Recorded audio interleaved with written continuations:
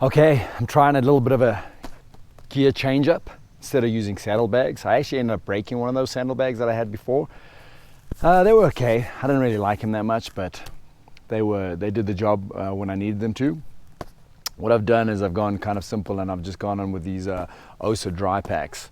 You get them off Amazon. They're real inexpensive, but the reviews are pretty good, so I figured I'd try it out. I also wanted to try a slightly different configuration, and that's just having the packs on the back. It's kind of going to be weighted, obviously, when you ride a little bit more like you're having a passenger than if you're adjusting the weight on either side.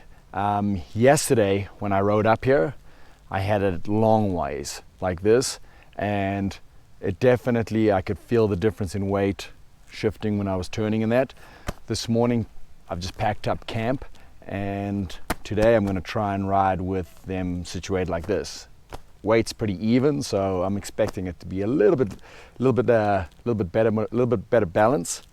But like I said, it's a little bit different than when you have saddlebags. With saddlebags, obviously your weight's weighted on either side, lowered down. So now the weight's kind of up high. So it's definitely a different riding style. So far the bags that I've had this one before. It's done real well in the wet.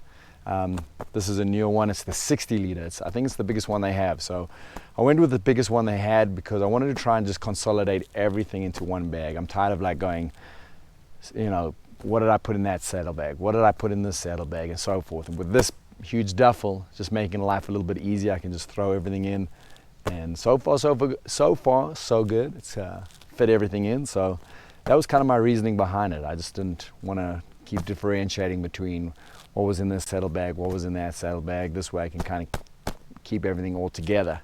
And anyway, so that was the quick review. I'll keep you updated to see how they hold out in that. Like I said, I've had this one for a while. It's held up pretty good, and we'll see how this one does. All right, cheers.